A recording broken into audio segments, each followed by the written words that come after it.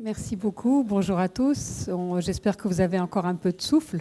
En tout cas, si vous avez vu que depuis tout à l'heure, il y a des divergences d'opinion par rapport au traitement de d'emblée ou progressivement, des divergences d'opinion par rapport aux recommandations, on va avoir finalement une unanimité par rapport à l'autosurveillance glycémique. Donc avant d'aller manger, eh bien, on sera tous réconciliés, que ce soit au niveau amical ou au niveau des recos.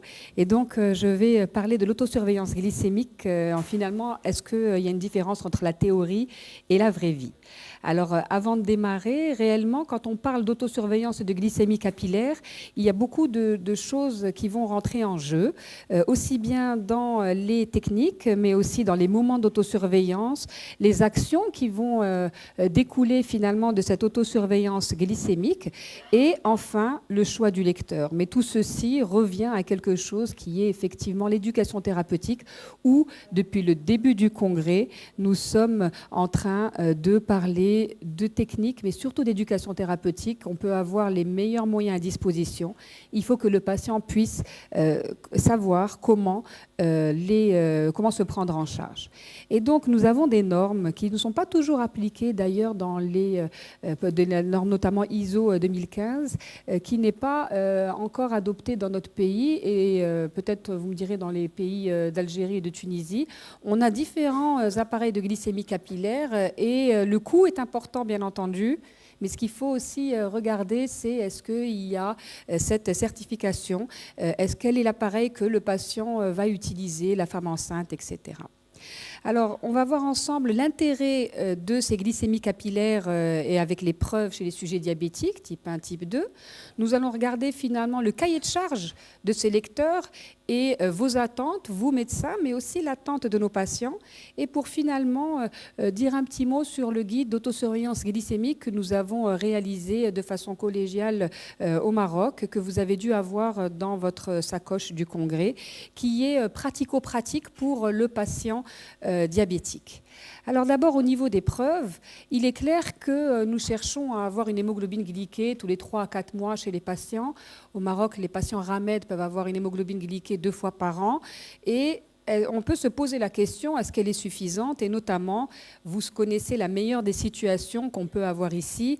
Avec une hémoglobine glyquée à 7%, et bien parfois le patient arrive avec cette hémoglobine glyquée, mais s'il fait des hypoglycémies au quotidien, eh bien l'hémoglobine glyquée ne sera plus du tout potentielle pour pouvoir apprécier de son équilibre. Et du coup, l'hémoglobine glyquée seule n'est pas suffisante. Il va falloir regarder les glycémies du patient au quotidien, bien entendu, s'il a un traitement qui peut lui faire des hypoglycémies. Alors, par rapport au diabète de type 1, c'est assez facile à défendre, puisque déjà dans l'étude des CCT, où on avait une autosurveillance dans les deux groupes conventionnels et le groupe intensif, on se rend compte finalement que plus on va utiliser d'autosurveillance glycémique, et notamment dans le groupe intensif, et plus on va avoir une appréciation au niveau de l'hémoglobine glyquée. Est-ce qu'on doit en proposer 2, 3, 4, 10, 20? Combien d'autosurveillance glycémique on peut proposer par jour? J'ai choisi de parler de cette étude qui est assez intéressante, puisque vous le voyez, on va avoir une diminution du taux d'hémoglobine glyquée en fonction du nombre de glycémies capillaires au quotidien. Et le fait de passer de aucune autosurveillance glycémique à 5 autosurveillances glycémiques, vous voyez qu'il y a une courbe qui baisse bien et on peut baisser l'hémoglobine glyquée de plusieurs pourcents.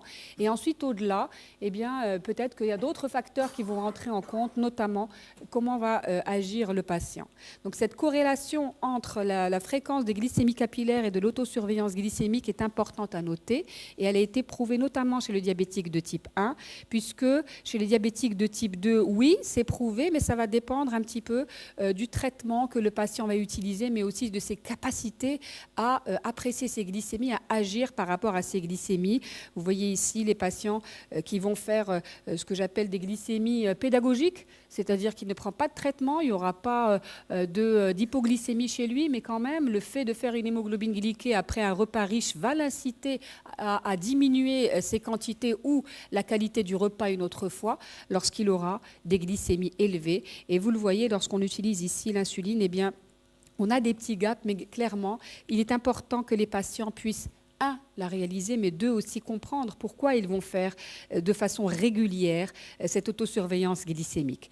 Et vous voyez ici une étude qui a regardé spécifiquement les patients qui avaient des hémoglobines glyquées en dessous de 8%, en jaune ici, ou au-dessus de 8%.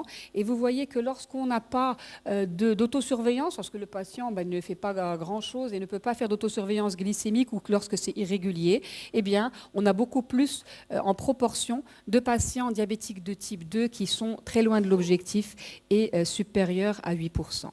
Alors, l'IDF a bien entendu intégré depuis longtemps, et même bien avant 2009, l'autosurveillance glycémique dans un programme d'éducation thérapeutique où on ne peut pas se passer de cette autosurveillance glycémique dans l'éducation du patient afin qu'il puisse changer de comportement, mais également optimiser son traitement, et ceci va avoir un impact au long cours, un impact immédiat, mais aussi au long cours, notamment en termes de qualité de vie et au niveau économique.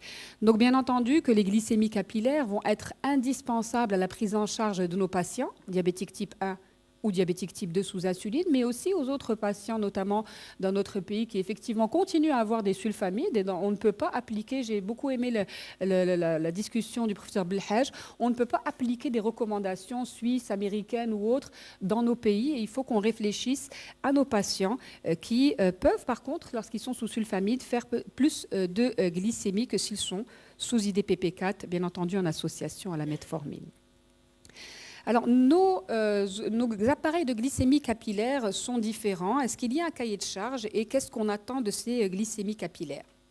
Eh bien, nous, médecins, nous avons des critères de choix. On veut la fiabilité. Il faut que cette glycémie capillaire représente effectivement une glycémie que le patient a à ce moment. La quantité de sang aussi lors du prélèvement. Est-ce que c'est une grosse goutte comme nous avions avant dans les anciens appareils, et les gouttes sont de plus en plus réduites?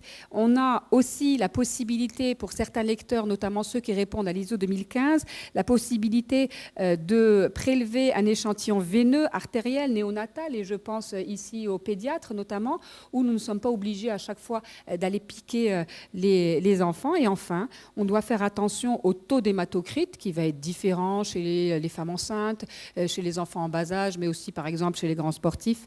Et finalement, le lien avec l'informatique. Alors, le lien avec l'informatique, on me dit souvent, nos patients ne sont pas ne sont analphabètes, mais nos diabétiques type 1 et beaucoup de nos diabétiques type 2 comprennent et peuvent utiliser. On a beaucoup de patients qui viennent maintenant, même à l'hôpital, avec un logiciel ou avec des courbes de glycémie capillaire qu'ils vont avoir téléchargées. Et donc, le fait de pouvoir utiliser l'informatique peut être aussi intéressant pour qu'ils puissent juger de leur glycémie. Alors, lorsqu'on va parler de ce choix de lecteur de glycémie, notamment avec la certification ISO, vous voyez ici qu'on va avoir des glycémies qui doivent être acceptables et ne pas dépasser cette aire ici. Lorsque les glycémies capillaires versus les glycémies veineuses vont sortir en dehors de cette courbe, bien ce ne sera plus acceptable. Donc cette exigence d'exactitude est beaucoup plus stricte et elle va se distinguer de la version précédente sur plusieurs points, puisque finalement c'est plus 95% comme avant. Et cette exigence va nous apporter des glycémies, sont plus strictes pour les glycémies qui dépassent 0,75 grammes par litre, avec une attitude plus rigoureuse. Avant, avant cette ISO, on pouvait tolérer une différence de 0,2, c'est-à-dire 20%, entre les glycémies capillaires, plus ou moins 0,2, entre les glycémies capillaires et les glycémies veineuses. Votre patient avait en veineux 0,6 grammes par litre, eh bien, il pouvait très bien, dans votre appareil de glycémie, avoir 0,4 et même 0,8 grammes par litre. Et bien maintenant, c'est beaucoup plus rigoureux et on s'attache à aller jusqu'à 15%, c'est-à-dire plus ou moins 0,15. Et il serait encore plus intéressant d'avoir des appareils de glycémie capillaire, et on en a maintenant, qui sont encore plus rigoureux et plus stricts. Et du coup, qu'on puisse avoir une corrélation vraiment à la limite parfaite entre la glycémie capillaire et la glycémie veineuse de nos patients, avec une conformité des résultats à 99%. Alors la technique de lecture aussi est importante. On a les techniques d'électrochimie avec la glucose oxydase que vous connaissez et qui dépend de l'oxygène du milieu. Donc peut-être que dans certaines régions, si vous travaillez à Marrakech ou dans la montagne, eh bien, il va falloir faire attention et ne pas utiliser ces appareils qui peuvent avoir des biais lorsque vous êtes en montagne. Mais on a aussi la GDA-FAD qui va éviter cette intercurrence. Et puis également l'intercurrence avec le maltose et le galactose, et bien entendu lorsque le patient est en dialyse péritonéale, et ces bandelettes qu'on peut également utiliser avec le sang capillaire, artériel et veineux. Et vous avez les techniques de spectrophotométrie. Alors, ce qui est important aussi à noter, c'est qu'on va avoir des grandes différences entre les lecteurs, puisqu'on tolérait entre 10 et 70% de différence, de possibilités par rapport au taux d'hématocrite. Et donc, il faut faire attention parce que finalement, chez les nouveau-nés, l'hématocrite est entre 50 et 65%. On va avoir une hématocrite beaucoup plus élevée chez les sportifs. Et donc, à chaque fois qu'on va avoir cette différence, on va avoir des erreurs d'exactitude du dosage. Et donc, il y a des patients particuliers, notamment les nouveau-nés, les patients en réanimation, les sportifs, les patients lorsqu'ils sont déshydratés, nos patients diabétiques, lorsqu'ils sont déshydratés et qu'ils utilisent ces appareils avec une difficulté d'exactitude, eh bien, on peut avoir des biais dans les glycémies capillaires. Et enfin, les femmes enceintes doivent bénéficier absolument d'appareils qui ont cette certification ISO 2015. Alors, une étude qui était intéressante et qui a regardé l'influence finalement de l'hématocrite chez ces patients et qui a montré que lorsqu'on avait ce nouvel appareil de glycémie qui va avoir un taux de 10% notamment, eh bien, on aura moins de biais par rapport à l'hématocrite, par rapport aux autres appareils. Et donc, nous, les médecins, nous avons peur aussi bien des fausses hyperglycémies que de passer à côté d'une hypoglycémie. Lorsque vous voyez ici, avec les anciens appareils, on va avoir une erreur qui peut aller jusqu'à 20%, eh bien, on va avoir peut-être une surcorrection d'insuline et le patient, par la suite, fera une hypoglycémie 30 minutes, 1 heure après. Cette surcorrection va être encore bien sûr moindre lorsqu'on sera à 15% et beaucoup moindre lorsque nous serons à 10%, ce qui fait que ces patients vont éviter de faire une hypoglycémie si les glycémies capillaires que vous allez leur offrir eh bien, ont 10% de marge. Maintenant, pour aller un peu plus, lorsque vous avez un risque de passer à côté d'une hypoglycémie, est-ce que je fais ma glycémie capillaire? Mon patient est effectivement en hypoglycémie, mais mon appareil me donne une glycémie capillaire qui est plus élevée que 0,6 voire 0,7. Vous allez me dire, les patients diabétiques ressentent pour certains les hypoglycémies, mais ceux qui en font beaucoup, finalement, ne le ressentent pas et ils doivent se fier à cette glycémie au niveau de l'appareil de glycémie capillaire pour pouvoir se resucrer. Et vous voyez qu'avec 10%, eh bien, on a simplement un risque de passer sur 100 à côté d'une hypoglycémie versus ici, plus de 10% de patients qui peuvent passer à côté d'une hypoglycémie.